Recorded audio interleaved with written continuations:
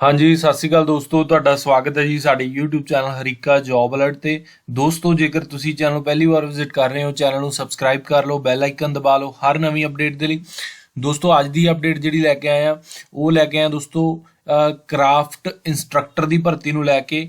ਜਿਵੇਂ ਕਿ ਆਪਾਂ ਇੱਕ ਦੋ ਦਿਨ ਪਹਿਲਾਂ ਇੱਕ ਵੀਡੀਓ ਅਪਲੋਡ ਕੀਤੀ ਸੀ ਜਿਹਦੇ ਵਿੱਚ ਮੈਂ ਤੁਹਾਨੂੰ ਦੱਸਿਆ ਸੀ ਕਿ 831 ਪੋਸਟਾਂ ਕਰਾਫਟ ਇੰਸਟ੍ਰਕਟਰ ਦੀਆਂ department of technical education and industrial training Punjab ਦੇ ਵਿੱਚ ਆ ਰਹੀਆਂ ਨੇ।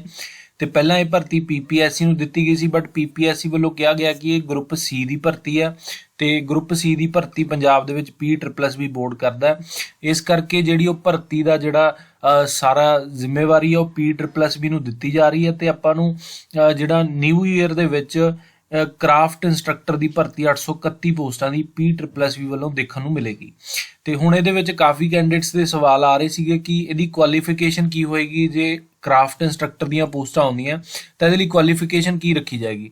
ਤਾਂ ਹੁਣ ਮੈਂ ਜਿਹੜਾ ਤੁਹਾਨੂੰ ਸਕਰੀਨ ਤੇ ਦਿਖਾਈ ਦੇ ਰਿਹਾ ਨੋਟੀਫਿਕੇਸ਼ਨ 2016 ਦਾ 2016 ਦੇ ਵਿੱਚ department of technical education and industrial training Punjab ਵੱਲੋਂ ਇੰਡਸਟਰੀਅਲ ਟ੍ਰੇਨਿੰਗ ਵਿੰਗ ਦੇ ਵੱਲੋਂ ਇੱਕ ਭਰਤੀ ਆਈ ਸੀ ਜਿਹਦੇ ਵਿੱਚ 423 ਪੋਸਟਾਂ ਆਈਆਂ ਸੀ ਕਰਾਫਟ ਇੰਸਟ੍ਰਕਟਰ ਦੀਆਂ। ਤੇ ਇਸ ਵੀਡੀਓ ਨੂੰ ਬਣਾਉਣ ਦਾ ਮਕਸਦ ਇਹ ਹੈ ਕਿ ਤਾਂ ਕਿ ਤੁਹਾਨੂੰ ਕੁਆਲੀਫਿਕੇਸ਼ਨ ਪਤਾ ਲੱਗ ਸਕੇ ਕਿ ਜਿਨ੍ਹਾਂ ਦਾ ਕੈਂਡੀਡੇਟ ਦੇ ਸਵਾਲ ਸੀਗੇ ਕਿ ਕਰਾਫਟ ਇੰਸਟ੍ਰਕਟਰ ਦੀਆਂ ਵੱਖਰੀਆਂ ਇੰਸਟ੍ਰਕਟਰ ਦੀਆਂ ਪੋਸਟਾਂ ਦੇ ਲਈ ਕੀ ਕੁਆਲੀਫਿਕੇਸ਼ਨ ਜਿਹੜੀ ਹੋ ਸਕਦੀ ਹੈ ਜਾਂ ਹੋਏਗੀ। ਠੀਕ ਹੈ, ਤਾਂ ਉਹ ਸਾਰੇ ਸਵਾਲਾਂ ਦੇ ਜਵਾਬ ਤੁਹਾਨੂੰ ਇਸ ਵੀਡੀਓ ਦੇ ਵਿੱਚ ਮਿਲਣਗੇ। ਵੀਡੀਓ ਨੂੰ ਐਂਡ ਤੱਕ ਜ਼ਰੂਰ ਦੇਖਿਓ। ਉਸ ਤੋਂ ਪਹਿਲਾਂ ਦੱਸ ਦਵਾਂ ਕਿ PSSB ਦੇ ਜਿੰਨੇ ਵੀ ਐਗਜ਼ਾਮਸ ਆ ਉਹਦੇ ਲਈ ਮੌਕ ਟੈਸਟ ਸਾਡੇ ਕੋਲ ਅਵੇਲੇਬਲ ਆ। 17 ਮੌਕ ਟੈਸਟ ਦਾ ਅਸੀਂ ਪੈਕੇਜ ਇੱਕ ਦੇ ਰਹੇ ਹਾਂ। ਸਪੈਸ਼ਲ ਆਫਰ ਆ PSSB ਕੈਂਡੀਡੇਟਸ ਦੇ ਲਈ ਜਿਹਦੇ ਵਿੱਚ 5 ਟੈਸਟ ਫੋਰੈਸਟ ਗਾਰਡ ਦੇ ਆ, ਕਲਰਕ ਦੇ 6 ਆ ਤੇ ਵੀਡੀਓ ਦੇ 6 ਟੈਸਟ ਹੈ। ਨੰਬਰ ਤੁਹਾਨੂੰ ਸਕਰੀਨ ਤੇ ਦਿਖਾਈ ਦੇ ਰਿਹਾ। PDF ਮਿਲੇਗੀ ਤੁਹਾਨੂੰ, PDF ਫਾਰਮੈਟ ਦੇ ਵਿੱਚ ਟੈਸਟ ਮਿਲਣਗੇ, ਦੋਨੋਂ ਭਾਸ਼ਾਵਾਂ ਦੇ ਵਿੱਚ ਹੋਣਗੇ, ਅੰਗਰੇਜ਼ੀ ਤੇ ਪੰਜਾਬੀ। ਠੀਕ ਹੈ ਜੀ, ਤਾਂ ਟੈਸਟ ਤੁਸੀਂ ਬਾਏ ਕਰ ਸਕਦੇ ਹੋ। ਇਸ ਤੋਂ ਇਲਾਵਾ ਜਿਹੜੇ ਕੈਂਡੀਡੇਟਸ ਨੂੰ ਓਨਲੀ ਵੀਡੀਓ ਦੇ ਟੈਸਟ ਚਾਹੀਦੇ ਆ ਤਾਂ ਓਨਲੀ ਵੀਡੀਓ ਦੇ 6 ਟੈਸਟ ਅਵੇਲੇਬਲ ਹੈ, ਇੰਗਲਿਸ਼ ਪੰਜਾਬੀ ਫਾਰਮੈਟ ਹੈ ਜੀ। ਤੇ PDF ਮਿਲੇਗੀ, 250 ਪ੍ਰਾਈਸ ਹੈ ਜੀ। ਨੰਬਰ ਸਕਰੀਨ ਤੇ ਦਿਖਾਈ ਦੇ ਰਿਹਾ, ਸੰਪਰਕ ਕਰ ਸਕਦੇ ਹੋ। ਤੇ ਆਓ ਜੀ ਹੁਣ ਚੱਲਦੇ ਹਾਂ ਕਰਾਫਟ ਇੰਸਟ੍ਰਕਟਰ ਦੀ ਭਰਤੀ ਦੇ ਉੱਪਰ। ਤਾਂ ਕਰਾਫਟ ਇੰਸਟ੍ਰਕਟਰ ਦੇ ਵਿੱਚ ਦੋਸਤੋ ਪੋਸਟਾਂ ਦਾ ਮੈਂ ਤੁਹਾਨੂੰ ਦੱਸ ਹੀ ਚੁੱਕਿਆ। ਜਿਹੜਾ ਪੇ ਗ੍ਰੇਡ ਸੀਗਾ, ਇਹਦਾ ਪੇ ਸਕੇਲ ਸੀਗਾ ਉਹ 10,300 ਤੋਂ 34,800 ਸੀਗਾ, 4600 ਗ੍ਰੇਡ ਪੇ ਸੀ। ਠੀਕ ਹੈ, ਤਾਂ ਹੁਣ ਤੁਸੀਂ ਮੰਨ ਕੇ ਚੱਲੋ ਕਿ 29,000 ਵਾਲਾ ਜਾਂ 35,400 ਵਾਲਾ ਜਿਹੜਾ ਇਹਨੂੰ ਸਕੇਲ ਲੱਗੇਗਾ। ਹੁਣ ਜਿਹੜਾ 7th ਪੇ ਕਮਿਸ਼ਨ ਦੇ ਅਕੋਰਡਿੰਗ 423 ਪੋਸਟਾਂ ਜਿਹੜੇ ਕਰਾਫਟ ਇੰਸਟ੍ਰਕਟਰ ਦੀਆਂ, ਉਦੋਂ ਇਹਦੇ ਵਿੱਚ 9 ਪੋਸਟਾਂ ਆਈਆਂ ਸੀ ਸੀਨੀਅਰ ਅਸਿਸਟੈਂਟ ਦੀਆਂ। ਇਸ ਡਿਪਾਰਟਮੈਂਟ ਦੇ ਵਿੱਚ 24 ਪੋਸਟਾਂ ਆਈਆਂ ਸੀ ਹੋਸਟਲ ਸੁਪਰਡੈਂਡੈਂਟ ਦੀਆਂ, 17 ਪੋਸਟਾਂ ਆਈਆਂ ਸੀ ਸਟੋਰ ਕੀਪਰ ਦੀਆਂ ਤੇ ਇੱਕ ਪੋਸਟ ਆਈ ਸੀ ਲਾਇਬ੍ਰੇਰੀਅਨ ਦੀ। ਤਾਂ ਹੁਣ ਵੀ ਤੁਸੀਂ ਮੰਨ ਕੇ ਚੱਲੋ ਕਿ ਲਾਇਬ੍ਰੇਰੀਅਨ ਦੀ ਭਰਤੀ ਤੁਹਾਨੂੰ ਆਏਗੀ। ਠੀਕ ਹੈ ਜੀ, ਤਾਂ ਲਾਇਬ੍ਰੇਰੀਅਨ ਦੇ ਜਿੰਨੇ ਵੀ ਕੈਂਡੀਡੇਟ ਪੁੱਛ ਰਹੇ ਸੀ ਕਿ ਲਾਇਬ੍ਰੇਰੀਅਨ ਦੀ ਭਰਤੀ ਆਏਗੀ ਤਾਂ ਐਕਸਪੈਕਟ ਕਰਕੇ ਚੱਲੋ ਕਿ ਆਏਗੀ। ਤੇ ਰੈਗੂਲਰ ਬੇਸਿਸ ਤੇ ਇਹ ਭਰਤੀ ਸੀਗੀ 2016 ਦੇ ਵਿੱਚ ਆਈ ਸੀ, ਬਟ ਬਾਅਦ ਦੇ ਵਿੱਚ ਇਹ ਭਰਤੀ ਨਾ ਰੱਦ ਹੋ ਗਈ ਸੀਗੀ। ਇਹਦੇ ਐਡਵਰਟਾਈਜ਼ਮੈਂਟ ਵਾਪਸ ਲੈ ਲਈ ਗਈ ਸੀ। ਪਹਿਲਾਂ ਇਹਦੀ ਜ਼ਿੰਮੇਵਾਰੀ ਜਿਹੜੀ ਪੋਸਟਾਂ ਭਰਨ ਦੀ ਥਾਪਰ ਨੂੰ ਦਿੱਤੀ ਗਈ ਸੀ। ਠੀਕ ਹੈ ਜੀ, ਤਾਂ ਥਾਪਰ ਵੱਲੋਂ ਇਹ ਪੋਸਟਾਂ ਨਿਕਲੀਆਂ ਸੀ 2016 ਦੇ ਵਿੱਚ। ਤੇ ਉਸ ਤੋਂ ਬਾਅਦ ਜੀ ਹੁਣ ਇਹਦੇ ਵਿੱਚ ਕਿਹੜੀਆਂ ਪੋਸਟਾਂ ਸੀ ਇਹ ਵੀ ਨੋਟ ਕਰ ਲਓ। ਇੰਸਟ੍ਰਕਟਰ ਕਿਹੜੇ ਰੱਖਣੇ ਸੀਗੇ ਤਾਂ ਇਹਦੇ ਵਿੱਚ ਜਿਹੜੀਆਂ ਟੋਟਲ ਪੋਸਟਾਂ ਦੀ ਆਪਾਂ ਗੱਲ ਕਰੀਏ, ਵੱਖਰੇ ਇੰਸਟ੍ਰਕਟਰਸ ਦੀ ਗੱਲ ਕਰੀਏ ਤਾਂ ਇਹਦੇ ਵਿੱਚ 44 ਤਰ੍ਹਾਂ ਦੇ 44 ਟਾਈਪਸ ਦੇ ਇੰਸਟ੍ਰਕਟਰ ਰੱਖੇ ਜਾਣੇ ਸੀਗੇ। ਠੀਕ ਹੈ, ਸਾਰੇ ਨਾਮ ਲਵਾਂ ਮੈਂ ਬਹੁਤ ਲੰਮਾ ਚੌੜਾ ਕੰਮ ਹੋ ਜਾਣਾ, ਮੈਂ ਤੁਹਾਨੂੰ ਮੇਨ ਦੱਸ ਦਿੰਦਾ। ਜਿਵੇਂ ਕਿ ਇਹਦੇ ਵਿੱਚ ਆਰਟ ਐਂਡ ਕਰਾਫਟ ਦੇ ਸੀਗੇ ਜੀ, ਕਾਰਪੈਂਟਰ ਇੰਸਟ੍ਰਕਟਰ ਸੀਗੇ, ਡਰਾਫਟਮੈਨ ਇੰਸਟ੍ਰਕਟਰ ਸੀਗੇ, ਡਰਾਇੰਗ ਦੇ ਸੀ ਜੀ, ਐਜੂਕੇਸ਼ਨ ਮਿਸਟਰਸ ਸੀਗੇ, ਐਜੂਕੇਸ਼ਨ ਤੁਹਾਡੇ ਮਿਸਟਰਸ ਸੀਗੇ, ਇਲੈਕਟ੍ਰੀਸ਼ੀਅਨ ਇੰਸਟ੍ਰਕਟਰ ਸੀਗੇ, ਇੰਗਲਿਸ਼ ਟੀਚਰ ਸੀਗੇ, ਫਿਟਰ ਸੀਗੇ, ਲੈਬ ਅਸਿਸਟੈਂਟ ਇੰਸਟ੍ਰਕਟਰ ਸੀਗੇ, IT ਦੇ ਵੀ ਇੰਸਟ੍ਰਕਟਰ ਸੀਗੇ। ਠੀਕ ਹੈ, ਤਾਂ ਜਿਹੜੇ ਕੰਪਿਊਟਰ ਵਾਲੇ ਕੈਂਡੀਡੇਟ ਆ ਉਹ ਵੀ ਨੋਟ ਕਰ ਲਓ ਕਿ IT ਦੇ ਇੰਸਟ੍ਰਕਟਰ ਵੀ ਇਹਦੇ 'ਚ ਰੱਖੇ ਜਾਣੇ ਸੀ।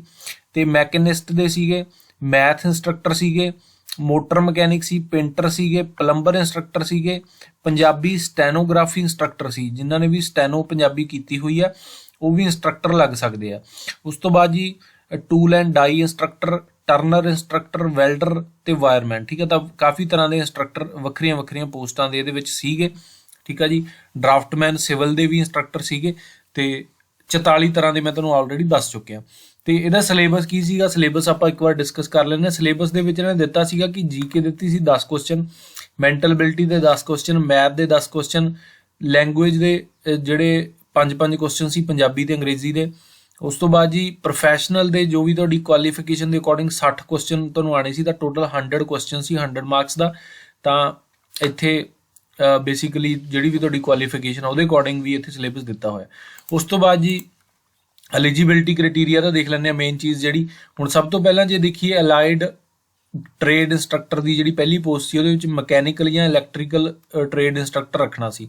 ਤਾਂ ਇਹਦੇ ਲਈ ਇਹਨਾਂ ਨੇ ਕੀ ਮੰਗਿਆ ਸੀ, ਡਿਪਲੋਮਾ ਹੋਵੇ ਤੁਹਾਡਾ ਮਕੈਨੀਕਲ ਜਾਂ ਇਲੈਕਟ੍ਰੀਕਲ ਇੰਜੀਨੀਅਰਿੰਗ ਦੇ ਵਿੱਚ, ਤੇ ਉਹਦੇ ਨਾਲ ਹੀ ਤੁਹਾਡੇ ਕੋਲ 2 ਸਾਲ ਦਾ ਪ੍ਰੈਕਟੀਕਲ ਐਕਸਪੀਰੀਅੰਸ ਹੋਵੇ ਇਨ ਐਨ ਆਰਗੇਨਾਈਜੇਸ਼ਨ, ਕਿਸੇ ਆਰਗੇਨਾਈਜੇਸ਼ਨ ਦੇ ਦਾ 2 ਸਾਲ ਦਾ ਤੁਹਾਡੇ ਕੋਲ ਤਜਰਬਾ ਹੋਵੇ ਪ੍ਰੈਕਟੀਕਲ ਦਾ, ਤੇ ਜਿਹੜੀ ਤੁਹਾਡੀ ਆਰਗੇਨਾਈਜੇਸ਼ਨ ਆ ਉਹ ਰਜਿਸਟਰਡ ਹੋਵੇ under factories act 1948, factories act 1948 ਦੇ ਅੰਡਰ ਜਿਹੜੀ ਰਜਿਸਟਰਡ ਹੋਵੇ ਤੁਹਾਡੀ ਆਰਗੇਨਾਈਜੇਸ਼ਨ।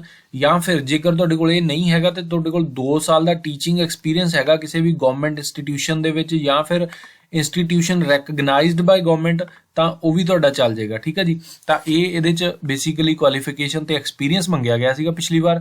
ਤੇ ਆਰਟ ਐਂਡ ਕਰਾਫਟ ਇੰਸਟ੍ਰਕਟਰ ਦੀ ਗੱਲ ਕਰੀਏ ਤਾਂ 5 ਸਾਲ ਦਾ ਡਿਪਲੋਮਾ ਤੁਸੀਂ ਕੀਤਾ ਹੋਵੇ ਡਰਾਇੰਗ ਤੇ ਪੇਂਟਿੰਗ ਦੇ ਵਿੱਚ, ਕਮਰਸ਼ੀਅਲ ਆਰਟਸ ਦੇ ਵਿੱਚ, ਤੇ ਉਹਦੇ ਨਾਲ ਹੀ ਤੁਹਾਡੇ ਕੋਲ ਪ੍ਰੈਕਟੀਕਲ ਐਕਸਪੀਰੀਅੰਸ ਹੋਵੇ 1 ਸਾਲ ਦਾ। ਠੀਕ ਹੈ ਜੀ, ਉਹੀ ਫੈਕਟਰੀਜ਼ ਐਕਟ ਵਾਲਾ ਰੂਲ ਹੈ। ਤੇ ਜਾਂ ਫਿਰ ਤੁਹਾਡੇ ਕੋਲ 1 ਸਾਲ ਦਾ ਟੀਚਿੰਗ ਦਾ ਐਕਸਪੀਰੀਅੰਸ ਹੋਵੇ ਕਿਸੇ ਵੀ ਗਵਰਨਮੈਂਟ ਇੰਸਟੀਟਿਊਸ਼ਨ ਦਾ ਜਾਂ ਫਿਰ ਰੈਕਗਨਾਈਜ਼ਡ ਦਾ। ਤਾਂ ਰੈਕਗਨਾਈਜ਼ ਤੁਹਾਡੇ ਆ ਜਾਂਦੇ ਜਿਹੜੇ ਵੀ ਐਫੀਲੀਏਟਡ ਇੰਸਟੀਟਿਊਸ਼ਨਸ ਹੁੰਦੇ ਆ। ਠੀਕ ਹੈ ਜੀ। ਉਸ ਤੋਂ ਬਾਅਦ ਜੀ ਜਾਂ ਫਿਰ ਜੇਕਰ ਤੁਸੀਂ ਐਮਏ ਕੀਤੀ ਹੋਈ ਆ ਫਾਈਨ ਆਰਟਸ ਦੇ ਵਿੱਚ ਤੇ 2 ਸਾਲ ਦਾ ਡਿਪਲੋਮਾ ਕੀਤਾ ਤੁਸੀਂ art and craft teacher training ਦੇ ਵਿੱਚ, ਤੇ ਜਾਂ ਫਿਰ ਤੇ ਉਹਦੇ ਨਾਲ ਹੀ ਐਂਡ ਲਿਖਿਆ ਇਹਨਾਂ ਨੇ, ਉਹਦੇ ਨਾਲ ਹੀ 1 ਸਾਲ ਦਾ ਪ੍ਰੈਕਟੀਕਲ ਟੀਚਿੰਗ ਐਕਸਪੀਰੀਅੰਸ ਆ, ਤਾਂ ਤੁਸੀਂ ਅਪਲਾਈ ਕਰ ਸਕਦੇ ਹੋ। ਕਾਫੀ ਲੰਮੀ ਚੌੜੀ ਕੁਆਲੀਫਿਕੇਸ਼ਨ ਹੈ, ਇਹਦੇ ਵਿੱਚੋਂ ਕੋਈ ਵੀ ਇੱਕ ਕੁਆਲੀਫਿਕੇਸ਼ਨ ਤੁਹਾਡੀ ਹੋਵੇ। ਠੀਕ ਹੈ ਜੀ। ਤਾਂ ਵੱਖਰੇ ਵੱਖਰੇ ਟ੍ਰੇਡ ਦੇ ਹਿਸਾਬ ਨਾਲ ਵੱਖਰੀਆਂ ਵੱਖਰੀਆਂ ਕੁਆਲੀਫਿਕੇਸ਼ਨਸ ਆ। ਮੈਂ ਤੁਹਾਨੂੰ ਇੱਕ ਵਾਰ ਸਾਰੀਆਂ ਸ਼ੋਅ ਕਰ ਦੇਣਾ, ਤੁਸੀਂ ਇਹਦਾ ਸਕਰੀਨਸ਼ਾਟ ਲੈ ਲਿਓ। ਠੀਕ ਹੈ ਜੀ। ਤਾਂ ਇਹਦਾ ਸਕਰੀਨਸ਼ਾਟ ਲੈ ਲਿਓ ਵੀਡੀਓ ਨੂੰ ਪੌਜ਼ ਕਰਕੇ, ਜਿਹਨੇ ਵੀ ਜਿਹੜਾ ਵੀ ਕੈਂਡੀਡੇਟ ਆਪਣੀ ਕੁਆਲੀਫਿਕੇਸ਼ਨ ਦੇਖਣੀ ਚਾਹੁੰਦਾ।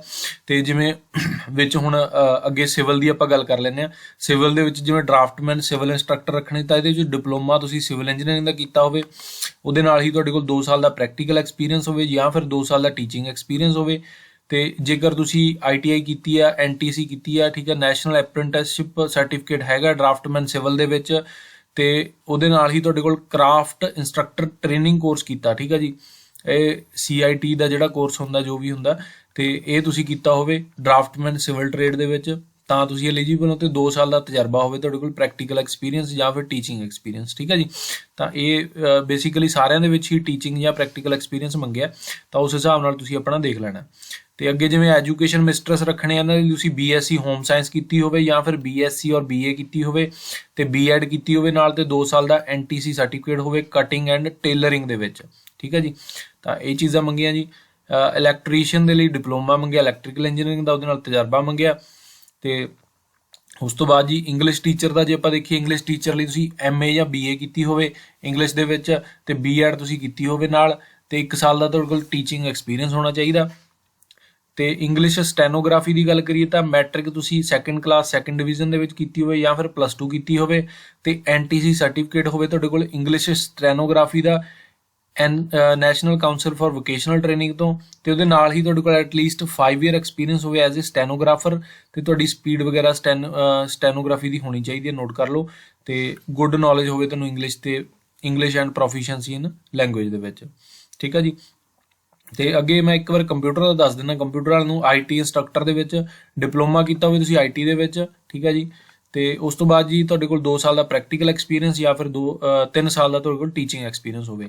ਤੇ ਜੇਕਰ ਤੁਸੀਂ NTC ਜਾਂ ਨੈਸ਼ਨਲ ਅਪ੍ਰੈਂਟਿਸਸ਼ਿਪ ਸਰਟੀਫਿਕੇਟ ਕੀਤਾ ਹੋਵੇ IT ਦੇ ਵਿੱਚ ਐਂਡ ਇਲੈਕਟ੍ਰੋਨਿਕ ਸਿਸਟਮ ਮੇਨਟੇਨੈਂਸ ਦੇ ਵਿੱਚ, ਤੇ ਉਹਦੇ ਨਾਲ ਵੀ ਤੁਹਾਡੇ ਕੋਲ 3 ਸਾਲ ਦਾ ਜਾਂ ਤਾਂ ਪ੍ਰੈਕਟੀਕਲ ਐਕਸਪੀਰੀਅੰਸ ਹੋਵੇ ਜਾਂ ਫਿਰ 3 ਸਾਲ ਦਾ ਟੀਚਿੰਗ ਐਕਸਪੀਰੀਅੰਸ ਹੋਵੇ। ਠੀਕ ਹੈ ਜੀ।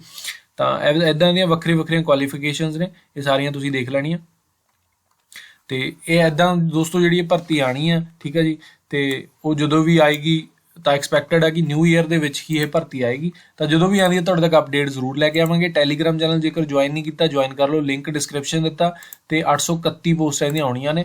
ਤੇ ਬਾਕੀ ਅਪਡੇਟਸ ਹੀ ਸਾਡੇ ਨਾਲ ਬਣੇ ਰਹੋ, ਜੁੜੇ ਰਹੋ। ਧੰਨਵਾਦ ਦੋਸਤੋ, ਸਤਿ ਸ਼੍ਰੀ ਅਕਾਲ।